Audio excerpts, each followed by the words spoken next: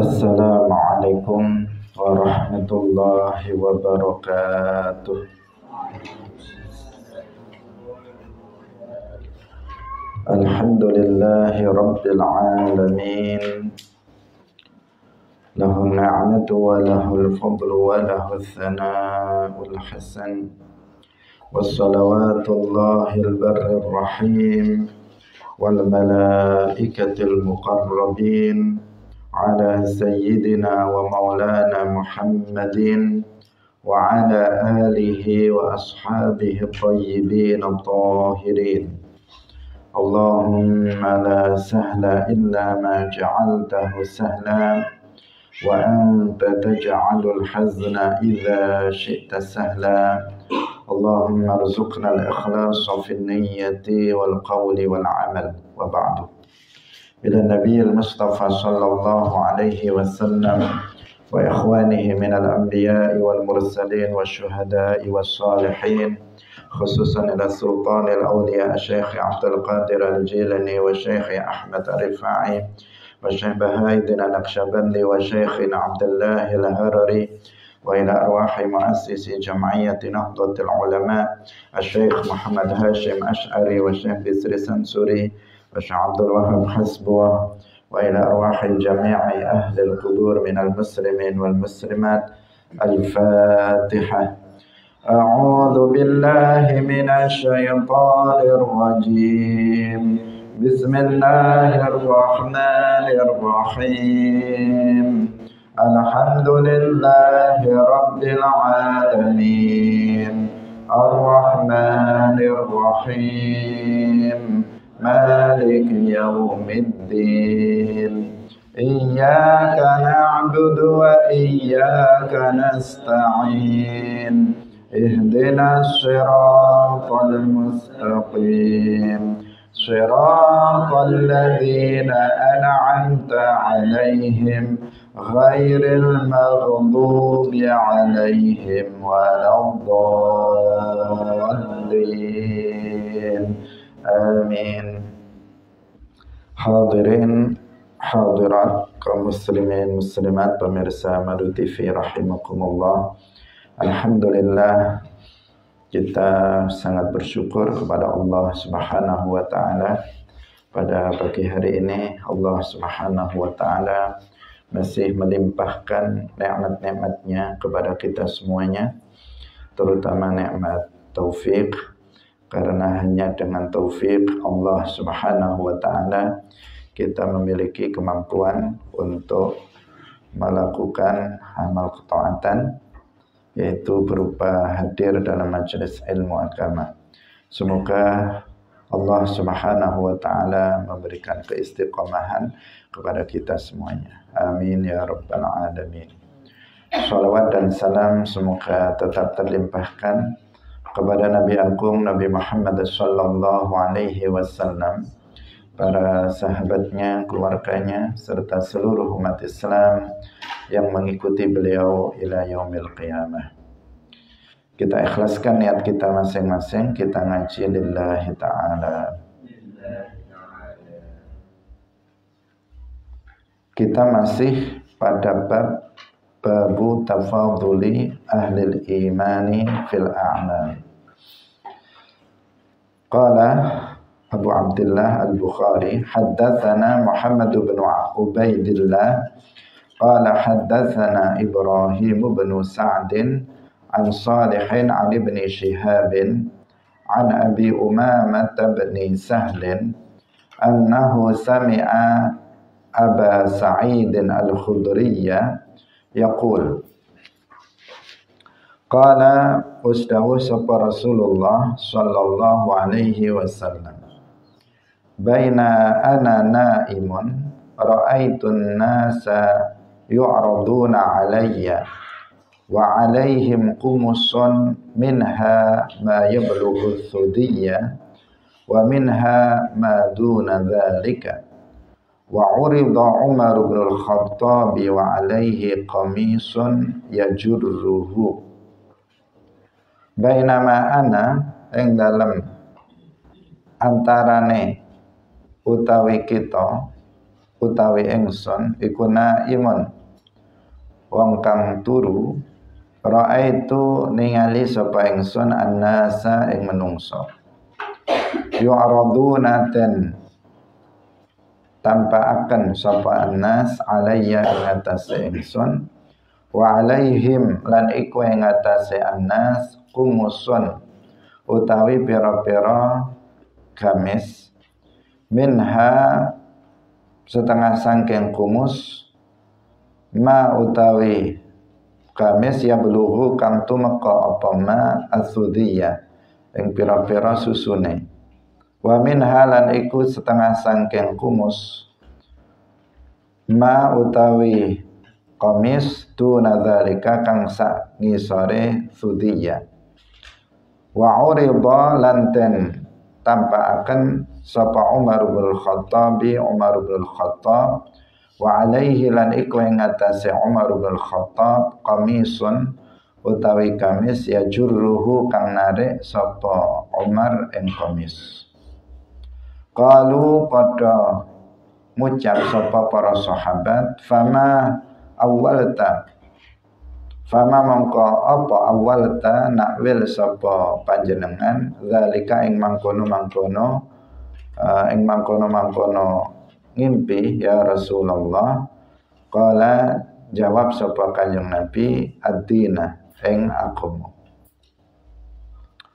Hadirin rahimakumullah, kita masih membahas tentang bahwa orang mukmin itu bertingkat-tingkat dari sisi amalnya. Amalnya yang menjadi penyempurna iman. Semakin seseorang itu banyak beramal soleh, maka imannya semakin sempurna. Dia semakin menjadi seorang mukmin yang sempurna. Tetapi apabila amal soleh yang dilakukannya itu sedikit, sebaliknya kemaksiatan yang dilakukannya itu banyak, maka dia mukminnya tidak sempurna, ghairu kamil. Artinya keimanan seseorang itu bertingkat-tingkat sesuai dengan amal soleh yang dilakukannya, sesuai dengan juga tingkat kemaksiatan yang dilakukannya, karena iman itu bertambah dengan ketaatan dan berkurang dengan kemaksiatan. Dalam hadis yang di sini disebutkan, yang baru saja kita baca, disebutkan bahwa Rasulullah Shallallahu Alaihi Wasallam itu menceritakan tentang mimpi beliau. Dan mimpi seorang nabi adalah wahyu, sebagaimana yang kita ketahui. Beliau mengatakan, di saat aku sedang tidur, aku melihat orang-orang, artinya ditampakkan orang-orang kepadaku, dan mereka itu menggunakan gamis. Di antara gamis yang mereka pakai itu ada yang sampai ke susunya dan ada yang di bawahnya. Thudiyya itu jamak dari thadiyun, artinya susunya ini. Kemudian ada yang kurang dari itu. Artinya apa? Artinya pakaiannya itu ada yang sampai ke sini, ke susunya di sini, ada yang di bawahnya. Macam-macam yang diperlihatkan kepada Rasulullah Shallallahu Alaihi Wasallam. Dan kemudian diperlihatkan kepadaku Umar bin Khattab radhiyallahu anhu, yang beliau itu menggunakan gamis yajurruhu, yang beliau menarik gamisnya, artinya gamisnya panjang sampai ke sampai ke bawah, dan beliau menarik gamisnya itu. Jadi gamisnya untuk Umar bin Khattab itu sangat panjang sampai beliau itu menariknya.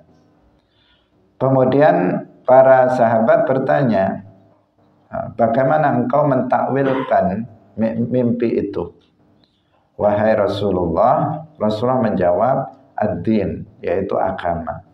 bahwa gamis yang dipakai itu dimaknai dengan agama, bahwa agama seseorang itu ada yang pendek, ada yang panjang. Artinya keimanannya itu ada yang pendek berarti tipis, ada yang lemah, ada yang keimanannya itu tebal, kuat. Itu maksudnya. Dan Umar bin Khattab radhiyallahu anhu itu adalah orang yang imannya sempurna. Itu maksudnya. Beliau gamisnya panjang sampai diseret. Itu menunjukkan bahwa Sayyiduna Umar bin Khattab radhiyallahu anhu itu imanuhu kamil, imannya sempurna. Wa huwa minal muttaqin, beliau adalah tergolong sebagai orang-orang yang bertakwa. Itu pentakwilan mimpi dari Rasulullah Shallallahu Alaihi Wasallam yang menunjukkan bahwa agama seseorang itu bertingkat-tingkat atau keimanan seseorang itu bertingkat-tingkat. Dan Sayyiduna Umar itu tergolong sebagai orang yang imannya sempurna. Seperti yang kita tahu bahwa Sayyiduna Umar ibnul Khattab radhiyallahu anhu itu tingkatan kemuliaannya itu nomor 2 setelah dari umat Muhammad, itu nomor 2 setelah Sayyiduna Abu Bakar As-Siddiq radhiyallahu anhu. Bahkan Sayyiduna Abu Bakar itu bukan hanya afdhalus sahabah atau afdalu ummati Sayyidina Muhammad, tetapi afdalu awliya'il bashar. Beliau adalah wali yang paling mulia dari kalangan semua para wali, baik dari kalangan umat Nabi Muhammad maupun umat-umat sebelum Nabi Muhammad. Karena aulia atau wali itu bukan hanya dari kalangan umat Nabi Muhammad, tetapi juga ada wali itu dari kalangan umat-umat sebelum Nabi Muhammad Sallallahu Alaihi Wasallam. Seperti yang diceritakan dalam Al-Quran, dalam kisah Nabi Sulaiman alaihissalam. Di saat itu Nabi Sulaiman alaihissalam ingin memindahkan singgasana Bilqis ke tempat beliau.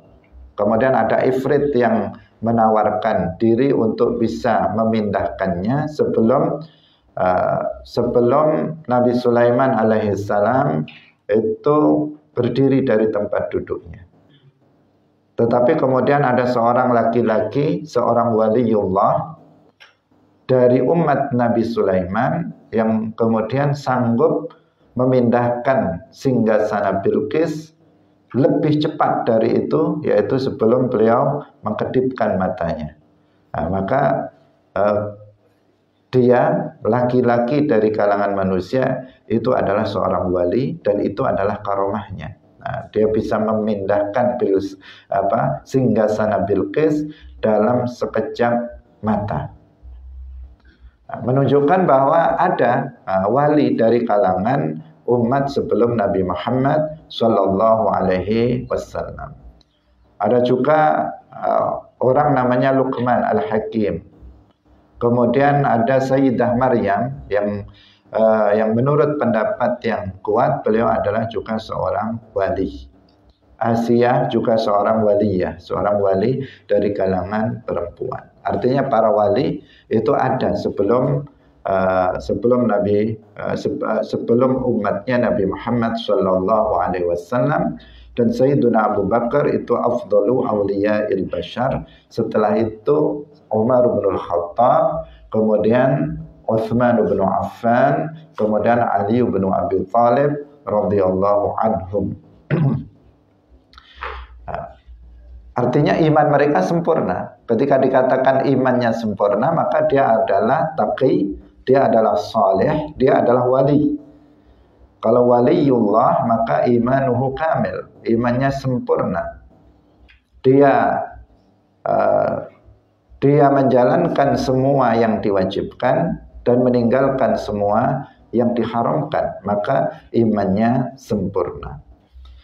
Hadirin rahimakumullah, di sini digambarkan tentang Sayyiduna Umar bin Khattab radhiyallahu anhu bahwa iman beliau itu sempurna, yang dilihat oleh Nabi dalam mimpi beliau. Babun al-haya'u minal iman. Babun utawi iki iku bab al-haya'u utawi isin iku minal imani setengah sangking iman.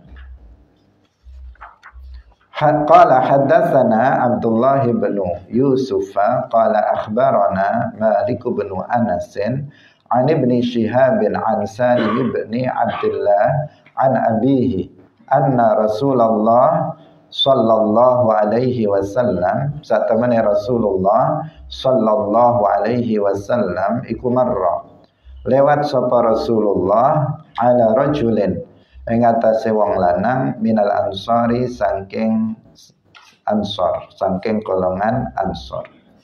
Wa huwa lan utawi rajul iku yaizu aweh nasihat sapa rajul akhahu ing sedulur lanange rajul fil hayai ing dalem masalah isin.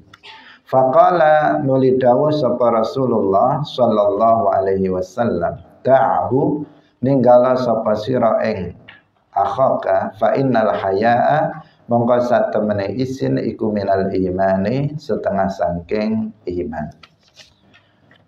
Hadirin rahimakumullah, al haya'u minal iman, malu itu adalah sebagian dari iman. Ini sudah kita jelaskan dalam pertemuan sebelumnya yang juga menyinggung terkait dengan malu sebagai bagian dari iman. Telah kita jelaskan sebelumnya bahwa malu yang dimaksud di sini adalah al-haya'ul mamduh, yaitu malu yang terpuji. Karena malu itu ada dua macam, ada al-haya'ul mamduh, ada al-haya'u al-mazmum. Ada malu yang terpuji, ada malu yang tercela.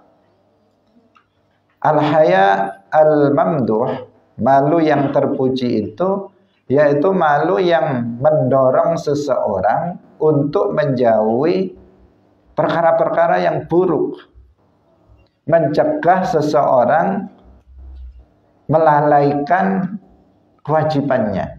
Itu yang disebut dengan al-haya al-mamduh.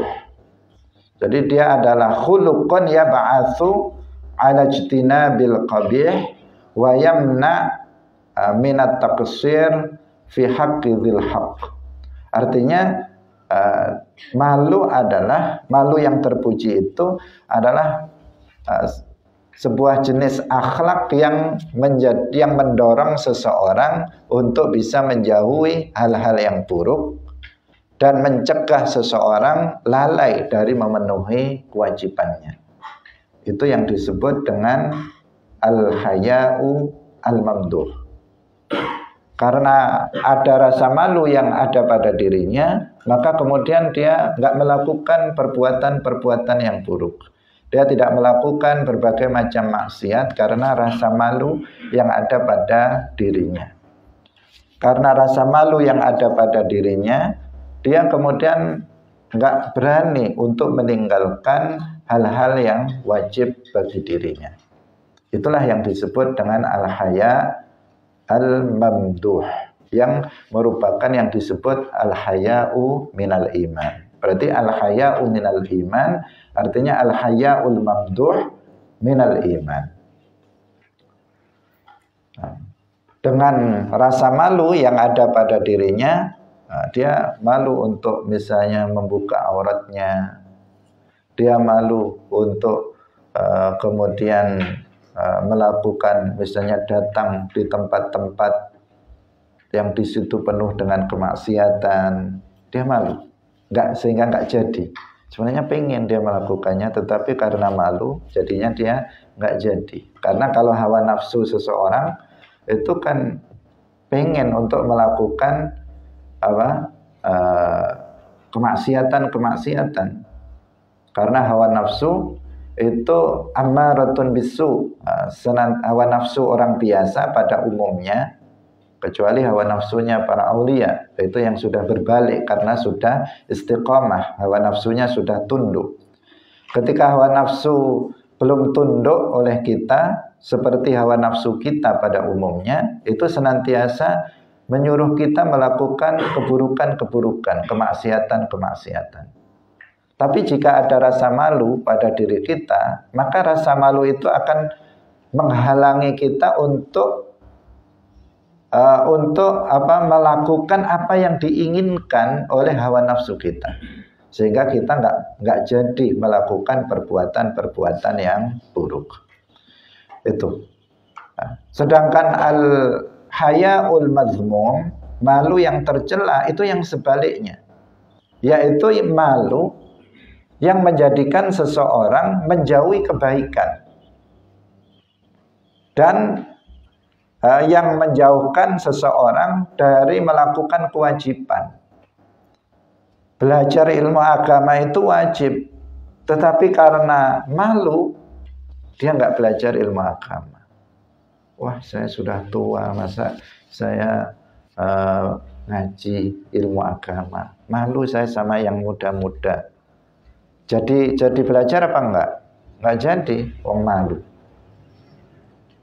Malu, oh gimana ya, saya malu sama teman-teman saya bodoh sendiri misalnya. Akhirnya apa? Enggak jadi belajar karena rasa malu yang ada pada dirinya. Saya enggak pernah sholat jamaah di masjid. Saya pengen sebenarnya, tapi saya malu. Akhirnya dia enggak datang ke masjid untuk sholat berjamaah. Jadi malu seperti ini namanya al-hayaul mazmum, karena justru malunya itu mencegah dia dari melakukan kebaikan-kebaikan. Sehingga Sayyidah Aisyah radhiyallahu anha, beliau memuji kaum perempuan dari kalangan Ansor yang meskipun mereka itu memiliki sifat malu seperti pada umumnya kaum perempuan dulu, tapi kalau sekarang banyak yang nggak malu. Jadi pada umumnya kaum perempuan itu sifat malunya besar, beda dengan laki-laki, nggak punya malu. Sebagian, tapi tidak semuanya. Tetapi sekarang banyak yang terbalik, justru yang laki-laki banyak punya rasa malu, tetapi yang perempuan enggak. Kalau kita buka media sosial, misalnya Facebook, Instagram, itu yang banyak acting itu, apalagi ada FB Pro sekarang, banyak yang berakting itu kaum perempuan yang memperlihatkan auratnya dan sebagainya, yang enggak punya malu pada masa sekarang. Tetapi sebenarnya sifat dasar dari kaum perempuan itu kan memiliki sifat al-haya, malu. Dan itu sesuatu hal yang sangat baik, karena jika seseorang termasuk kaum perempuan dia memiliki rasa malu, maka dia akan tercegah dari melakukan hal-hal yang buruk. Sayyidah Aisyah memuji kaum perempuan dari kalangan Ansor. Beliau mengatakan, ni'man nisa nisaul ansor, la yamna'uhunna al-haya'u min ayyatafaqqahna fid-din. Sebaik-baik perempuan, ni'man nisa, nisaul ansor, yaitu kaum perempuan dari kalangan Ansor. La yamna'uhunna al-haya'u, malu itu tidak mencegah diri mereka min ayyatafaqqahna fid-din, dari belajar ilmu agama. Rasa malu ada, tetapi rasa malu yang ada pada diri mereka itu tidak mencegah mereka dari belajar ilmu agama. Maka Sayyidah Aisyah memuji mereka, mereka dianggap sebagai ni'man nisa, sebagai kaum perempuan yang paling baik. Karena banyak di kalangan kaum perempuan waktu itu yang malu ketika mereka belajar ilmu agama. Karena itulah salah satu dari hikmah Rasulullah Shallallahu Alaihi Wasallam itu berpoligami lebih dari satu. Jelas kalau poligami lebih dari satu, artinya istri beliau itu lebih dari 4, bahkan yang itu kekhususan untuk Nabi Muhammad Shallallahu Alaihi Wasallam. Salah satunya adalah dalam rangka dakwah. Itu tujuan utamanya adalah dalam rangka untuk dakwah, terutama dakwah di kalangan kaum perempuan. Karena banyak kaum perempuan ketika itu malu kalau bertanya, misalnya apalagi bertanya tentang hukum-hukum yang berkaitan dengan haid, nifas, istihadah. Kalau bertanya kepada seorang laki-laki, mereka malu. Karena itu ada istri-istri Nabi yang siap untuk menjelaskan hal-hal yang terkait dengan masalah agama, terutama permasalahan-permasalahan ahkamun nisa, hukum-hukum yang berkaitan dengan kaum perempuan. Ini salah satu tujuan dari Rasulullah Shallallahu Alaihi Wasallam itu menikah lebih dari satu, untuk kepentingan agama, untuk kepentingan dakwah Islam. Hadirin rahimakumullah. Nah, jadi ini tentang masalah ini sudah kita jelaskan dalam pertemuan sebelumnya, sehingga tidak kita perpanjang penjelasannya. Yang pasti kita harus menghiasi diri kita dengan sifat malu. Apabila kita memiliki anak, kemudian anak kita memiliki sifat malu, maka itu adalah sebuah kesempatan dan sebuah kebaikan yang dimiliki oleh anak kita itu, dan hendaknya kita mendidik anak kita itu dengan memanfaatkan sifat malu yang ada pada diri si anak. Karena ini akan lebih mudah diarahkan ketika si anak itu memiliki sifat malu. Karena kalau sudah nggak punya malu, semua kemaksiatan akan dilakukan, semua keburukan akan dilakukan. Dalam hadis yang lain, ini malah nambah ini. Dalam hadis yang lain, Rasulullah Shallallahu Alaihi Wasallam bersabda, "Isna ma illam tastahyi, isna ma syi'ta." Jika kamu nggak malu, lakukan apa saja sesuai dengan kehendakmu. Ini bukan perintah, meskipun ini bentuknya apa? Bentuknya itu fi'il amar. If'al ma syi'ta, isna ma syi'ta. Illam tastahi, jika kamu nggak malu, maka lakukan sesuai dengan apa yang kamu kehendaki. Lakukan dari sisi apa kalimatnya memang menggunakan fi'il amar, perintah, tetapi di sini bukan perintah, ini ancaman.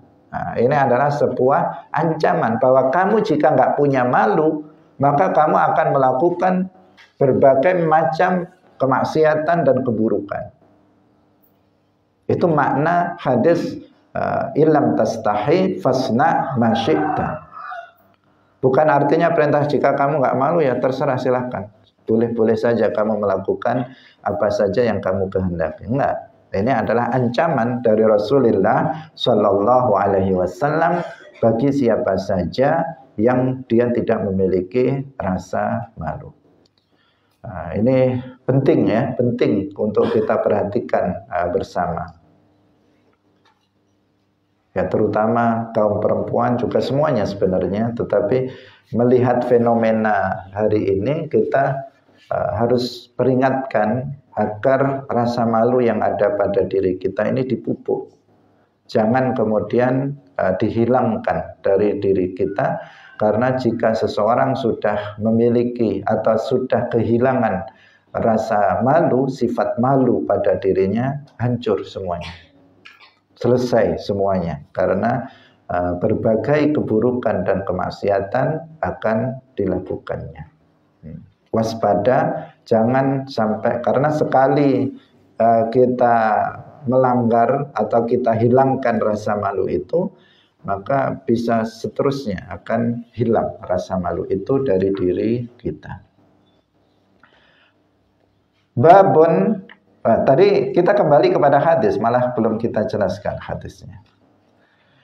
Jadi Rasulullah Shallallahu Alaihi Wasallam suatu ketika beliau lewat mendapati ada seorang laki-laki dari kalangan Ansor. Wahwa ya'idhuhu akhahu fil haya.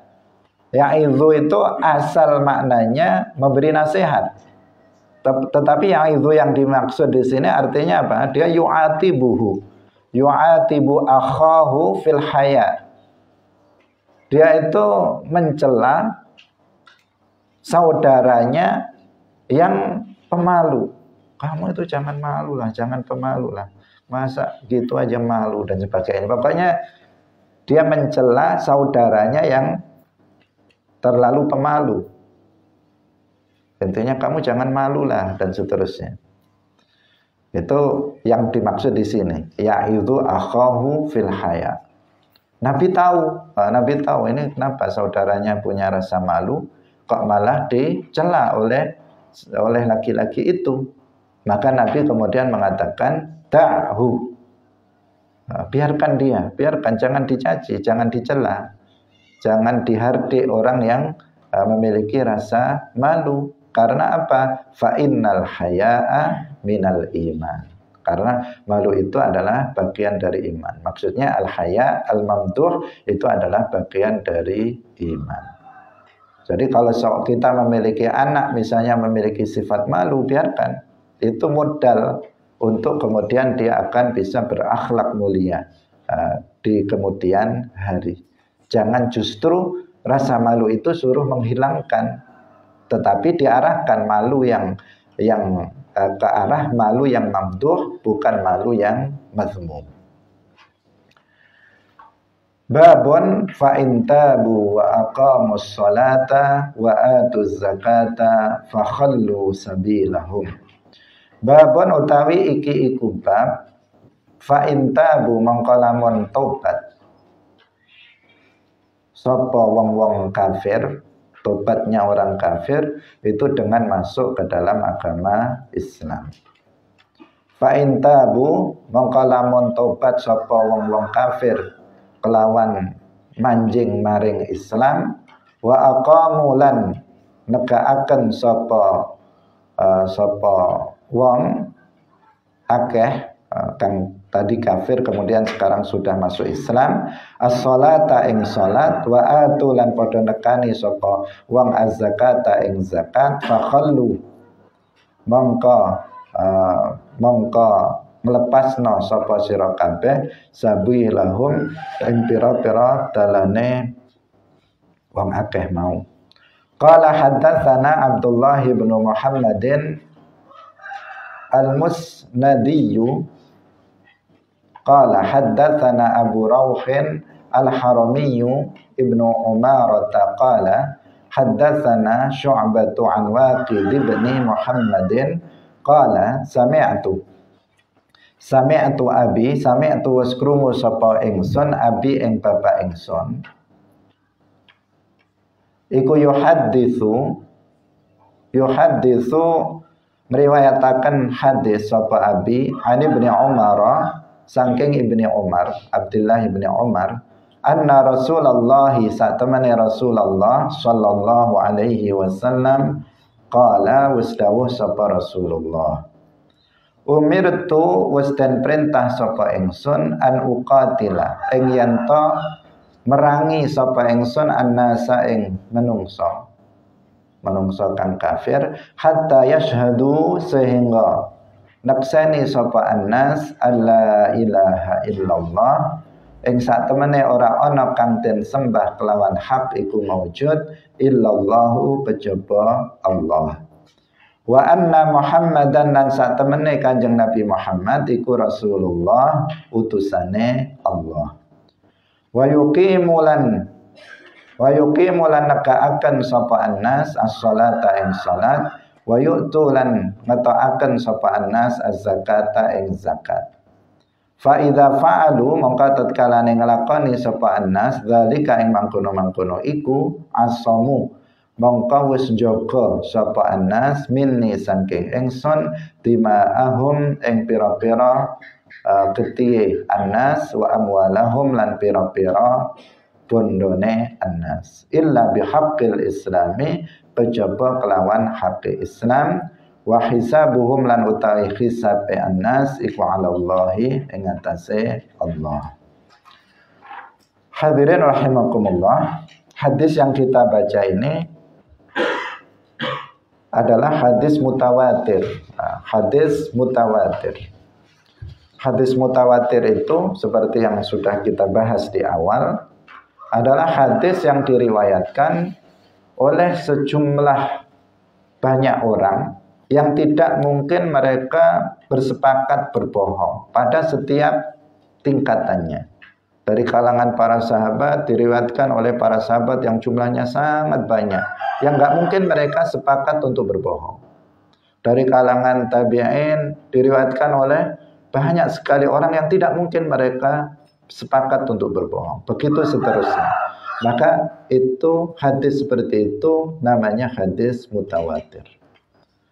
Kalau hadis itu disebut sebagai hadis mutawatir, maka dipastikan hadis itu sahih. Dan tidak perlu lagi ada penelitian terhadap sanad ataupun matanya. Nggak perlu para ulama hadis kemudian meneliti dari sisi sanadnya atau matanya, karena sudah dipastikan itu sahih, sabit dari Rasulullah Sallallahu Alaihi Wasallam. Dan hadis ini adalah hadis mutawatir. Beliau bersabda, umirtu an uqatilan nas hatta yashhadu alla ilaha illallah wa anna muhammadar rasulullah. Aku diperintahkan untuk memerangi manusia. Manusia maksudnya kufar, orang-orang yang kafir. Hatta yashhadu alla ilaha illallah wa anna muhammadar rasulullah, artinya sampai mereka masuk ke dalam agama Islam. Hadirin rahimakumullah, hadis ini pertama menunjukkan kepada kita bahwa metode cara masuk ke dalam agama Islam itu adalah dengan mengucapkan dua kalimat syahadat. Babul Islam, pintu Islam itu adalah an-nutqu bisyahadatain, mengucapkan dua kalimat syahadat. Kalau ada orang kafir, baik kafirnya kafir asli atau kafir murtad, jika ingin masuk ke dalam agama Islam, maka dia harus mengucapkan dua kalimat syahadat dengan niat dalam hati, niat masuk ke dalam agama Islam. Ada seseorang, dia non-muslim, memang dia kafir asli. Ayah dan ibunya adalah memang non-muslim. Kemudian dia ingin masuk ke dalam agama Islam. Bagaimana caranya? Mengucapkan dua kalimat syahadat dengan niat masuk ke dalam agama Islam. Demikian juga ada seseorang muslim, kemudian dia jatuh kepada riddah, menjadi murtad dengan sebab keyakinannya yang kufur, atau ucapannya yang kufur, atau perbuatannya yang kufur. Kemudian dia ingin kembali ke dalam agama Islam. Maka caranya hanyalah dengan mengucapkan dua kalimat syahadat dengan niat masuk ke dalam agama Islam. Tidak cukup bagi dia hanya dengan membaca istighfar. Misalnya habis mencaci maki Allah, kemudian dia mengatakan astaghfirullah. Tidak cukup. 1000 kali dia membaca istighfar tidak bisa memasukkannya ke dalam Islam. 1.000.000 kali dia membaca istighfar tidak akan bisa memasukkannya ke dalam agama Islam. Justru itu akan menambah dosa dia. Karena dengan dia membaca itu berarti dia telah menentang ayat Al-Quran, firman Allah Subhanahu wa ta'ala, innallaha la yaghfiru an yushraka bihi wa yaghfiru ma duna dzalika liman yasha. Allah sudah menegaskan bahwa Allah enggak mengampuni dosa kufur, tapi dia malah bilang astagfirullah, padahal dia dosa yang dilakukannya adalah kekufuran. Jadi pintu Islam itu adalah dengan mengucapkan 2 kalimat syahadat. Itu dipahami dari hatta yashhadu alla ilaha illallah wa anni rasulullah. Yang kedua, hadis ini menunjukkan kepada kita bahwa dalam mengucapkan 2 kalimat syahadat dalam rangka masuk ke dalam agama Islam itu tidak disyaratkan harus dengan menggunakan bahasa Arab. Tidak disyaratkan harus menggunakan bahasa Arab. Karena di sini lafadznya hatta yashhadu alla ilaha illallah wa anna Muhammadar Rasulullah. Enggak ada kata-kata bil lughatil arabiyyah.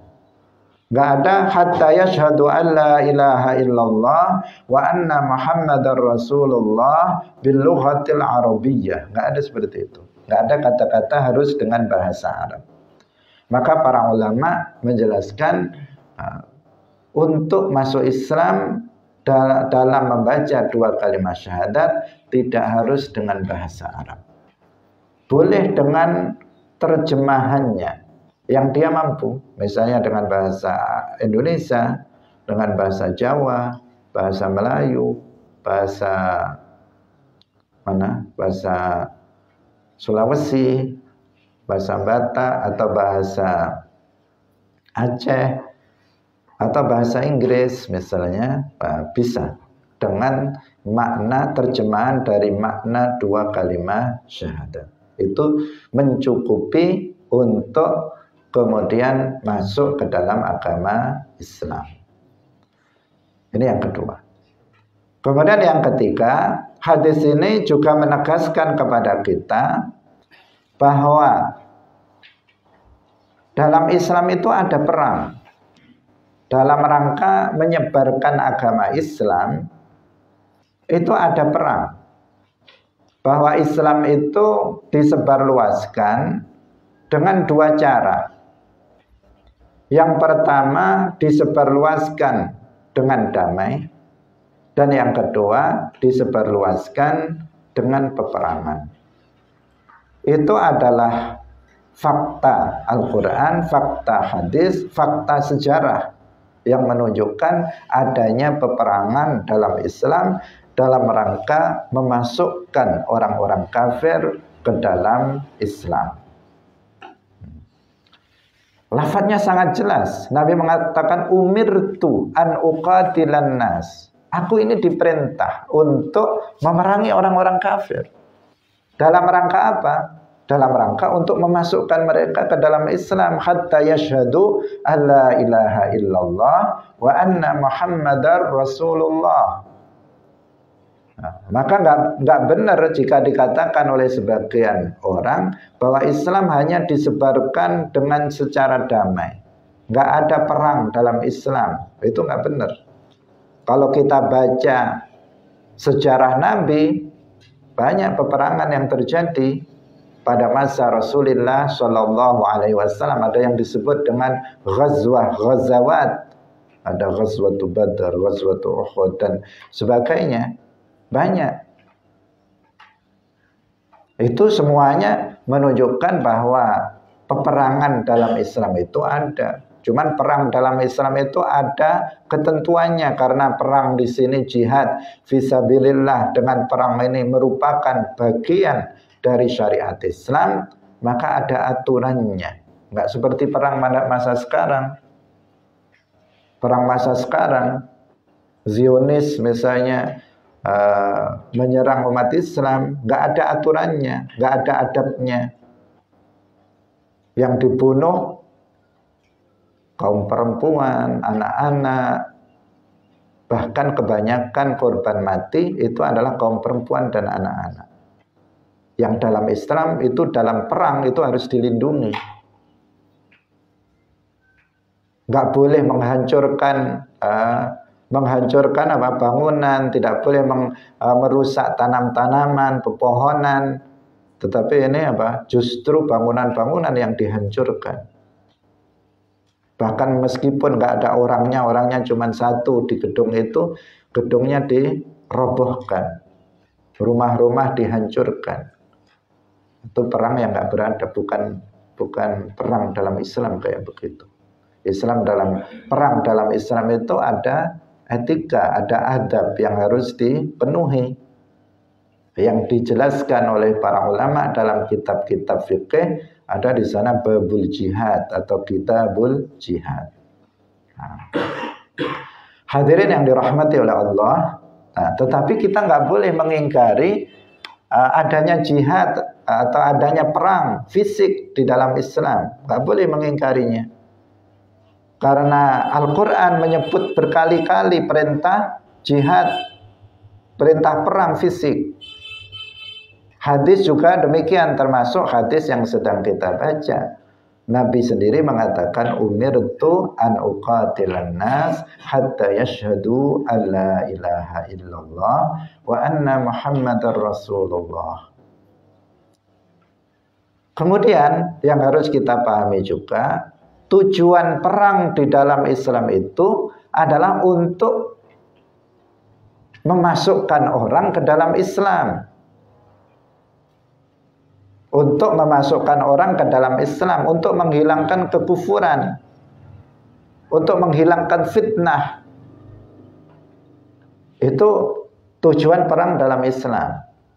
Perlu diperhatikan, karena ada sebagian kalangan sekarang mengatakan dalam Islam memang ada perang, tapi itu murni urusan politik, urusan kekuasaan, bukan untuk menyebarkan Islam. Mereka seperti itu. Mereka bilang dalam Islam nggak ada perang. Kalaupun ada perang itu murni karena urusan politik dan kekuasaan. Seakan-akan mereka mencela para sahabat, mencela Nabi, bahwa perang itu untuk bisa mendapatkan kekuasaan saja belaka, urusan duniawi yang dituju. Enggak. Peperangan dalam Islam adalah tujuan untuk agama, perintah Allah, dalam rangka untuk menghilangkan kesyirikan, kekufuran, dan dalam rangka untuk memasukkan orang ke dalam agama Islam. Sebagian daerah itu penduduknya masuk ke dalam agama Islam setelah diperangi, penguasanya diperangi oleh Nabi, oleh para sahabat, runtuh penguasanya. Kemudian rakyatnya mereka bebas memeluk agama Islam. Tapi sebagian daerah seperti di Indonesia nggak ada peperangan. Islam masuk secara damai dan diterima dengan baik oleh penduduk Indonesia, oleh para dai-dai yang datang ke Indonesia. Kemudian Islam damai masuk ke Indonesia. Dan sekarang umat Islam menjadi mayoritas di Indonesia. Meskipun Islam itu datang di Indonesia secara damai, tidak melalui peperangan. Tapi ada daerah-daerah lain yang Islam menyebar setelah adanya peperangan di sana. Setelah ditaklukkan penguasanya. Karena para penguasa kafir ini kalau nggak ditaklukkan, mereka ini menghalangi rakyatnya untuk masuk ke dalam agama Islam. Maka mereka harus dijatuhkan agar masyarakat, rakyatnya memiliki kebebasan untuk masuk ke dalam agama Islam. Tidak takut untuk masuk ke dalam agama Islam. Hadirin rahimakumullah. Wa yuqimus salata wa yu'tuz zakata. Dan mereka mendirikan sholat dan mengeluarkan zakat. Ini yang wajib-wajib. Fa'idha fa'alu dhalika asamu minni dima'ahum wa amwalahum illa bihaqqil Islam wa hisabuhum 'ala Allah. Kalau seseorang itu sudah masuk ke dalam agama Islam, maka sudah nggak diperangi lagi. Kalau seseorang itu sudah masuk ke dalam agama Islam dan dia mendirikan sholat, karena kalau seseorang nggak sholat, dia Muslim tetapi dia nggak sholat, maka darahnya belum terjaga. Artinya dalam Islam orang yang meninggalkan sholat setelah diistitabah dia nggak mau kemudian melaksanakan sholat, mengqadha sholatnya, maka hukumannya adalah dibunuh. Hukumannya adalah dibunuh, tetapi dia tetap dihukumi muslim. Nah, dia tetap dihukumi muslim itu sebagai had bagi orang yang meninggalkan sholat karena malas. Tapi kalau dia sholat, tidak sholatnya itu karena ingkar terhadap kewajiban sholat, maka hukumnya murtad dia. Dan juga dihukum mati juga. Man baddala dinahu faqtuluh. Hanya saja bedanya, kalau dia meninggalkan sholat karena mengingkari kewajiban sholat, dia dibunuh karena riddahnya, dan dia mati dalam keadaan murtad kafir. Sedangkan apabila dia meninggalkan sholat karena malas, dia dibunuh karena meninggalkan sholatnya, dia mati dalam keadaan muslim. Itu perbedaannya.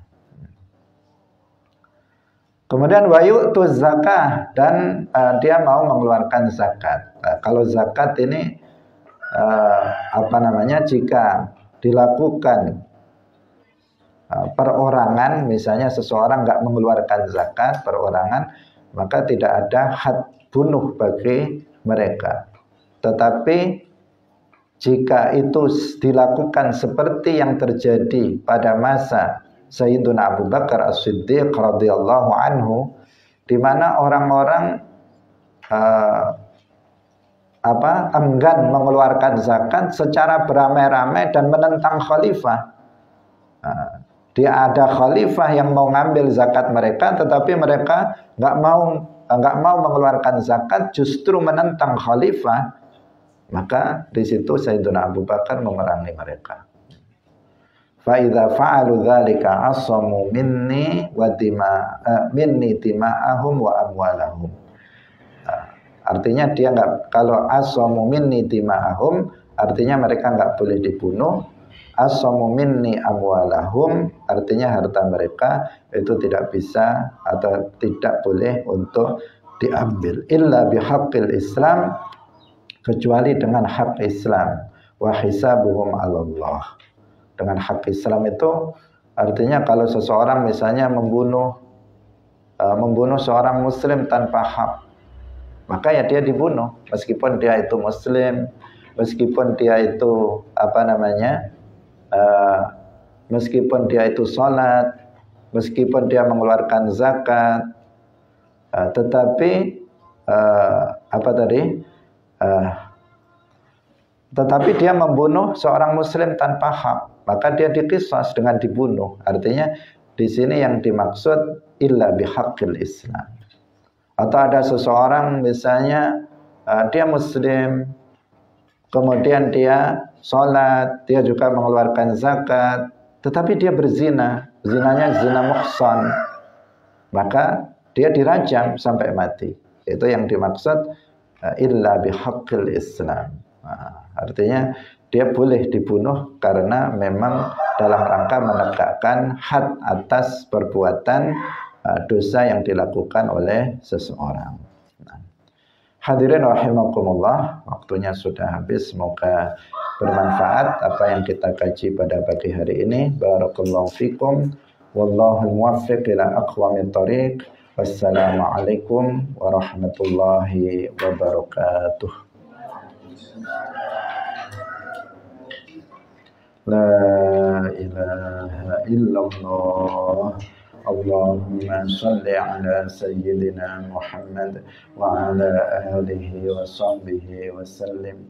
Rabbi ghfirli wa liwalidayya wa lil mu'minina wal mu'minat.